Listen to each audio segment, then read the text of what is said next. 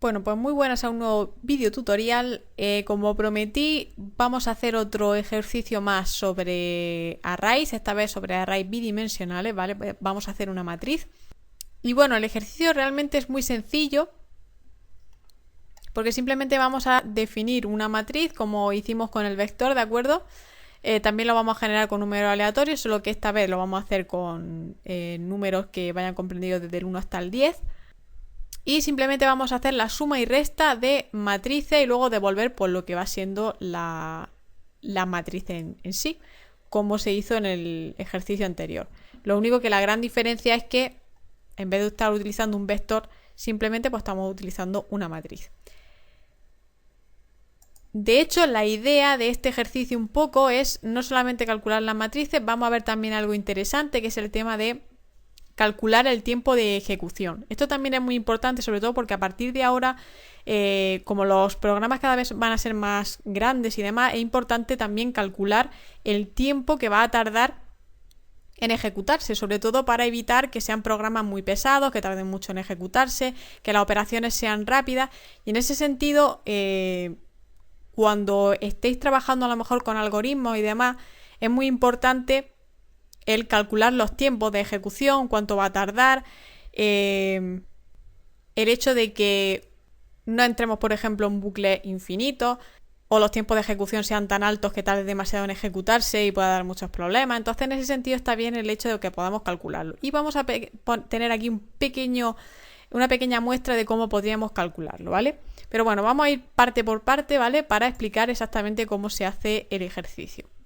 El ejercicio es muy sencillo, ¿de acuerdo? Lo único que tenemos es una matriz bidimensional que llamamos matrices, ¿de acuerdo? Dentro de lo que son los atributos en la clase matriz.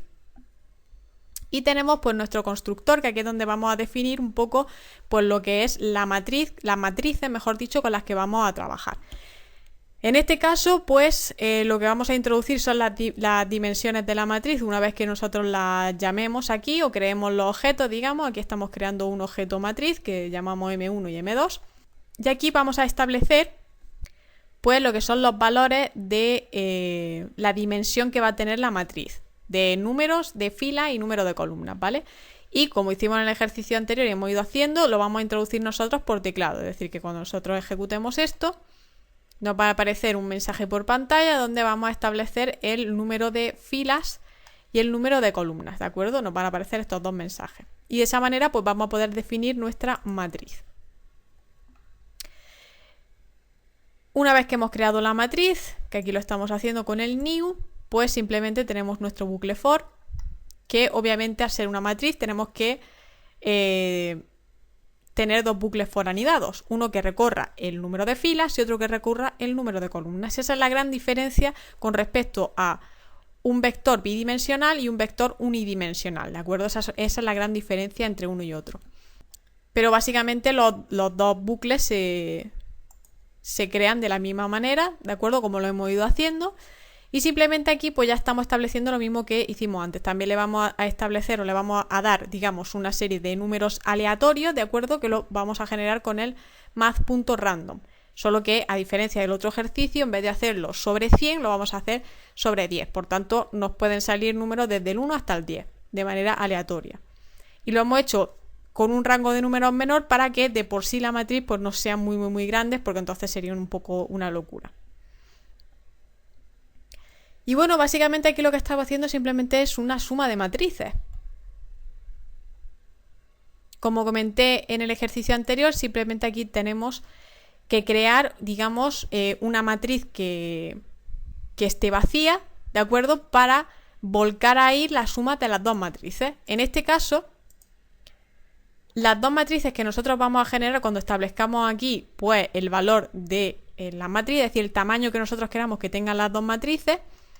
Y cuando se generen los números aleatorios, que lo hemos establecido en el constructor, pues lo que vamos a hacer es, una vez que tenemos esas dos matrices, simplemente coger y sumarlas. No tiene mayor misterio. En este caso, pues aquí nosotros establecemos, cuando llamemos al método sumar, estableceremos qué otra matriz es la que queremos sumar. Que en este caso pues sería M2, cuando utilicemos efectivamente el método sumar. Estamos sumando M1 a M2. Y simplemente, ya digo, sería volcar la suma de esas dos matrices en la matriz resultado, que la hemos generado nueva y que está completamente vacía. Y obviamente cuando se sume y se vaya concatenando, pues nos aparecerá como resultado la suma de esas dos matrices. Y en el caso de la resta, pues sería exactamente lo mismo, ¿de acuerdo? Nos aparecería la resta de las dos matrices que se han generado con esos números aleatorios. Y por otra parte, pues aquí tendríamos un poco lo mismo que en el otro ejercicio. La única diferencia es que aquí no lo vamos a dividir, digamos, por comas, sino que lo vamos a dividir por espacio.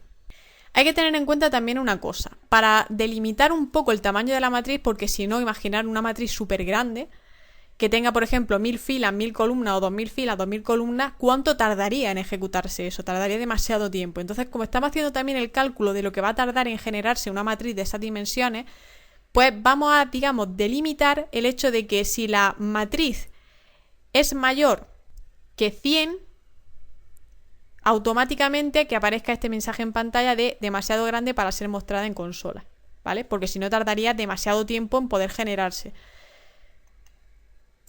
Y no tiene mucho sentido tener una matriz que tenga 100 filas y 100 columnas o 1000 filas, 1000 columnas. Sería una locura. Entonces, para delimitar un poco, pues vamos a ponerle, digamos, vamos a establecerle ese límite que son como máximo 99 filas por 99 columnas, ¿vale? En caso de que, ya digo, no dé ese problema, pues ya entonces sí generamos nuestra matriz, ¿de acuerdo? Que se mostraría, pues si lo ejecutamos, bueno, vamos a poner, por ejemplo, ponerle una matriz de 10 por 10 y lo que nos aparecería sería esto. Aquí tendríamos nuestra primera matriz, que es M1, y aquí tendríamos las 10 filas por las 10 columnas, ¿de acuerdo? Y aquí tendríamos la segunda matriz que se ha generado. Como podéis observar, aquí simplemente le hemos puesto una tabulación para que tenga este pequeño espacio entre cada fila, ¿vale? Para que así no estuviese todo apelmazado y esté todo más ordenado. Y luego simplemente, pues una vez que ya tengamos el resultado, una pequeña tabulación para que salte abajo y se formen las columnas, ¿de acuerdo? Y ya está, o sea, no tiene mucho problema en ese sentido. Y si bajamos un poquito más para abajo, pues aquí tendríamos lo que va siendo la suma de estas las dos matrices que tenemos aquí arriba, ¿vale? En este caso, por ejemplo, pues estaríamos sumando 8 más 0, pues nos saldría 8. 3 más 0, pues nos saldría 3. Y así sucesivamente con cada una de ellas. Y en el caso de la resta, pues nos aparecerían también aquí los valores de las restas que se nos han generado, ¿de acuerdo? Si os dais cuenta, los valores que se han generado en un principio, pues irían desde el 0 hasta el número 9. Y de ahí, pues, no se excedería en la generación de los números aleatorios. Y como podéis observar aquí nos está calculando el tiempo que ha tardado en nanosegundos, ¿de acuerdo? Es decir, como habéis visto, nada más ejecutarlo prácticamente ha salido todo, se ha generado de manera muy rápida. Entonces aquí se está calculando en nanosegundos, que obviamente es muy poco tiempo y tarda muy poco en generarse. Obviamente, si las matrices son mayores, por ejemplo, podemos generar una matriz que... Vamos a probar. Como habéis visto, ha tardado un pelín más en calcularlo, unos segundos. Al hacerlo de 99 por 99, esto ya es una completa locura, porque fijaros la cantidad de filas. Y si nos vamos a columnas, pues mirad todo esto. O sea, es una burrada de matriz. Pero bueno, como hemos establecido que ese es el tope, digamos, pues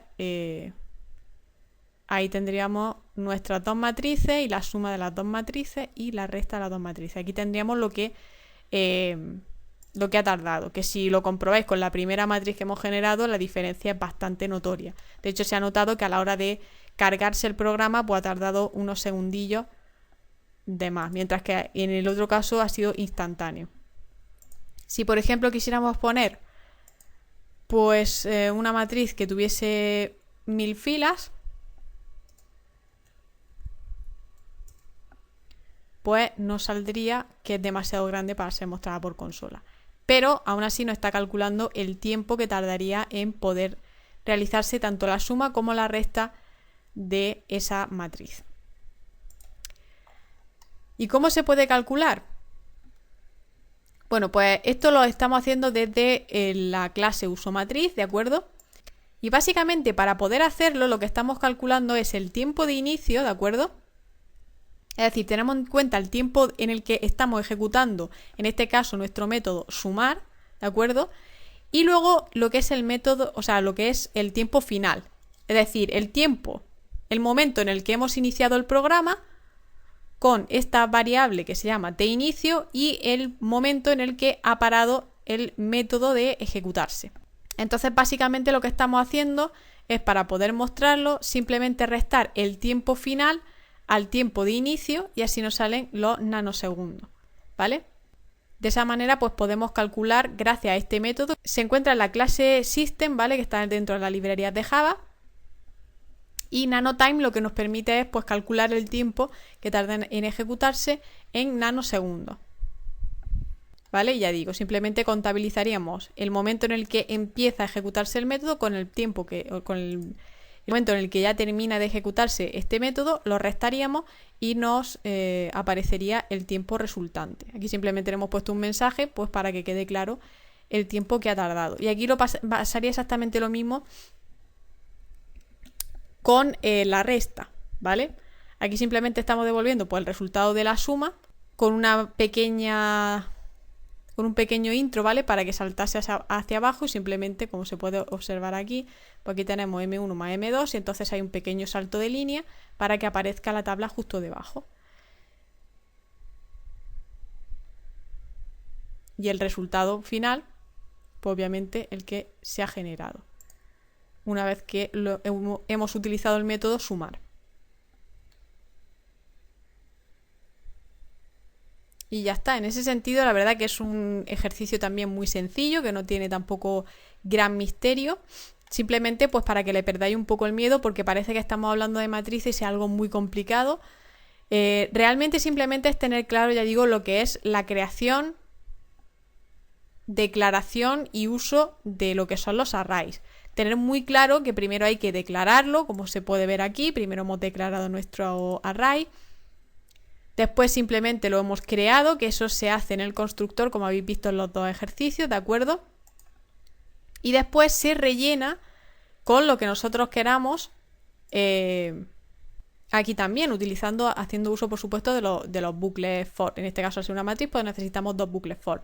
Se puede generar el contenido, digamos, o se puede rellenar el contenido de nuestro array, o bien como hemos ido haciendo en estos dos ejercicios, que es a través del método random que se encuentra dentro de la clase math en las librerías de Java, o bien podemos incluso rellenarlo nosotros mismos si no es un array muy grande. Por ejemplo, si tenemos un array, yo que sé, de 3 casillas y queremos introducirle los valores, podemos hacerlo a través de llaves.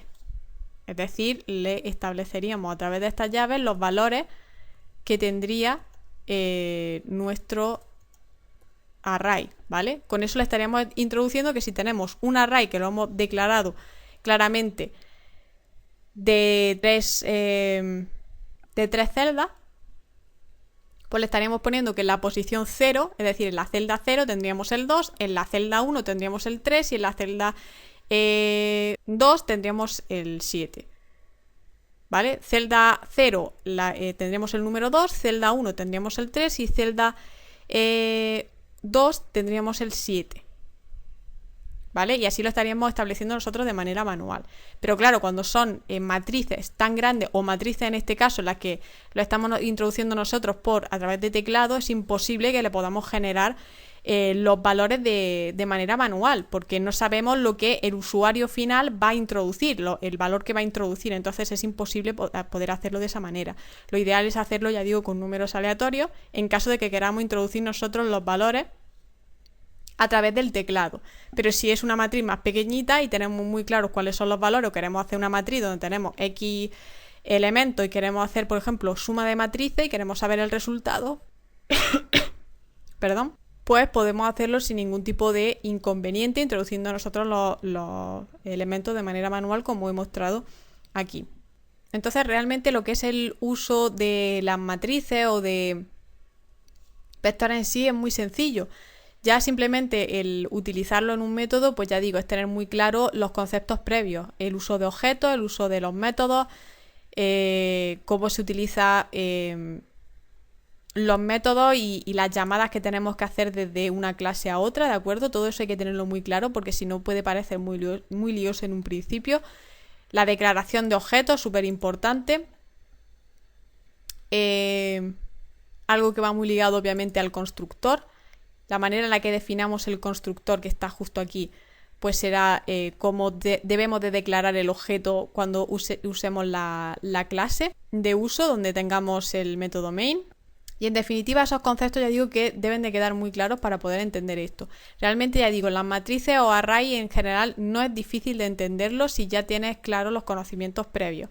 Pero si todavía tienes dudas acerca de todo lo que hemos dado previamente, pues sí que se puede hacer más cuesta arriba. Pero lo que es usarlos como tal, ya habéis visto que es muy sencillo porque simplemente es declarar el array, crearlo y simplemente rellenarlo con un contenido. Que ya digo, pues en este caso lo hemos hecho solamente de números, pues pueden ser, yo qué sé, cadenas de caracteres, que se puede usar, por ejemplo, un array pues para formular, por ejemplo, una frase o para, por ejemplo, los ejercicios que hicimos de polinomio y todo eso también se podrían realizar con un array sin problema y recorriendo ese array con un bucle y mirando en cada casilla pues el contenido que hay adentro, etcétera, etcétera. Es decir, da mucho juego, el tema de los arrays da mucho juego a la hora de poder programar y poder hacer cosillas y ya digo, hay muchas estructuras de datos y las estructuras de datos son muy importantes a la hora de programar, el saber utilizarlas y el poder comprenderlas correctamente.